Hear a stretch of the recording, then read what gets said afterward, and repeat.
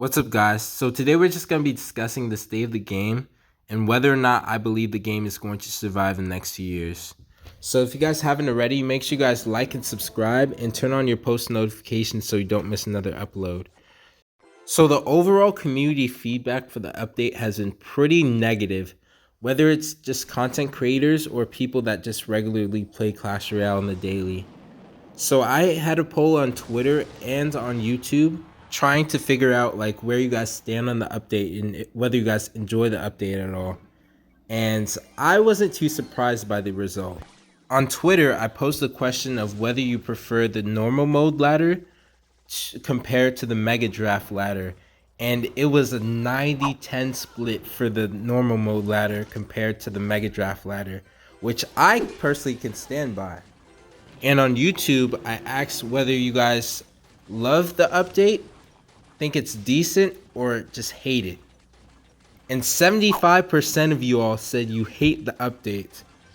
And 20% of you guys said it was decent. And only 5% of people, you guys said you love the update. So now I'm just going to be reacting to some of you guys' replies to the poll.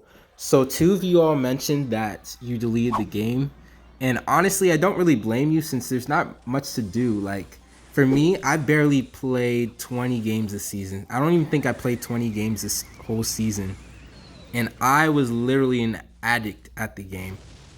And someone else actually mentioned in the comments below that now there's going to be Archer Queens inside Arena 5. And I was kind of confused because I didn't really understand at first. And then I kind of wanted to fact check this. And sure enough, I saw an Archer Queen inside TV Royale in Bone Pit Arena. Bone Pit, guys. Bone Pit. And when I was looking at the gameplay, it did not look fair at all. Like, literally, the Archer Queen shredded through all the opponent's units.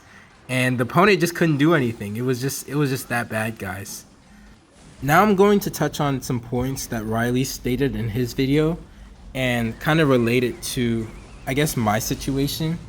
So his first point was the game is boring because he does not get to play the deck that makes the game fun.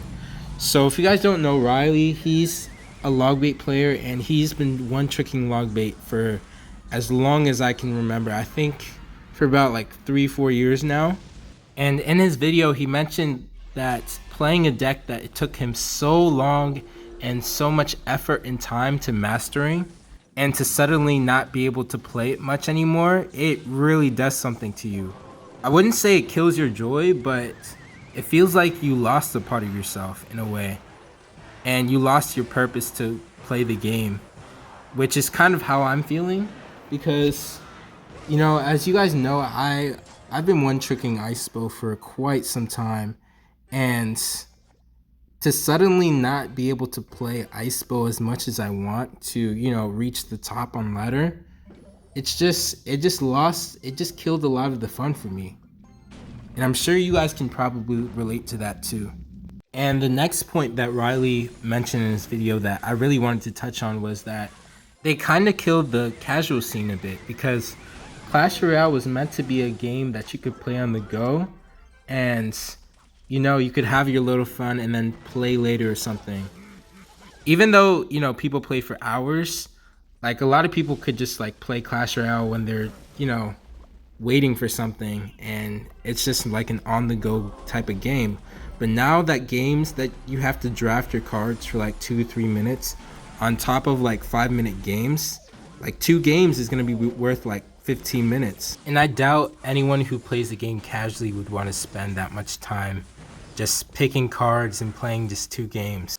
So stats and popularity wise, I think the game has taken quite a dip. And to prove that, I'm going to pull up something interesting I saw on Google Trends. So the red line of the graph represents Clash of Clans, while the blue line of the graph represents Clash Royale.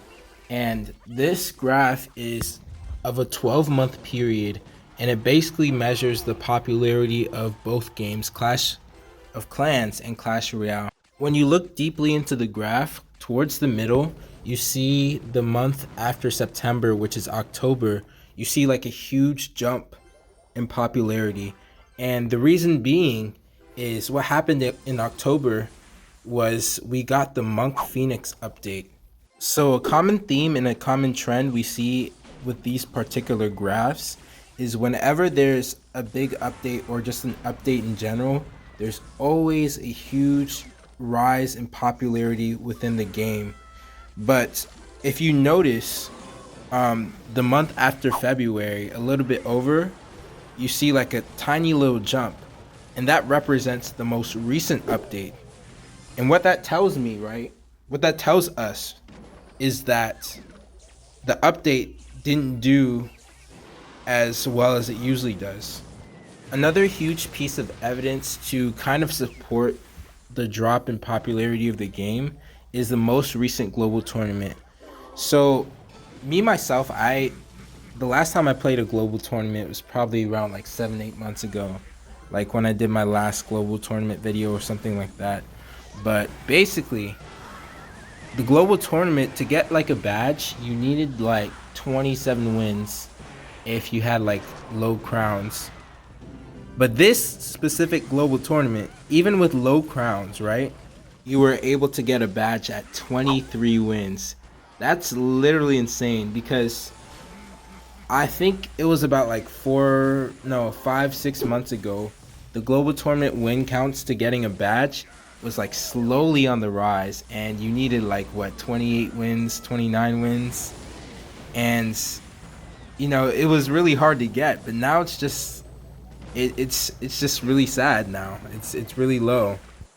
I think like the first reason why the win counts for a badge for the global tournament dropped the first time was because they changed the badges.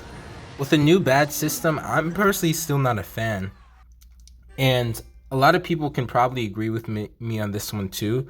Like, the old badge system was 10 times better, 20 times better even.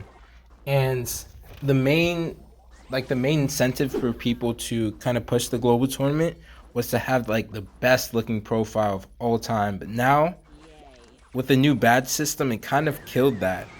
There's no real incentive anymore to play the global tournament. The next piece that kind of made this update kind of a disappointment was the addition of level 15. So I'm gonna kind of play devil's advocate here, but level 15, first of all, I'm not really for level 15, but in the beginning they kind of did something good. I would say this was good because they gave us like a 6-month warning in advance for level 15. Even though level 15 in and of itself is not too good for like the overall player base, the fact that they gave us 6 months in advance, I was like, okay, cool. They're giving us like enough time to level up our cards, get like as much pass royales as we need for the next update. But then you kind of realize that not everyone can get pass royale, and this is where like the first issue starts, right? And now the second issue, this is the big issue, right? So the newest pass royales, the gold pass and the diamond pass. The gold pass is like $6.99. I want to say $6.99 USD. And it doesn't really provide not even like enough, not even half as much as value as the original pass royale.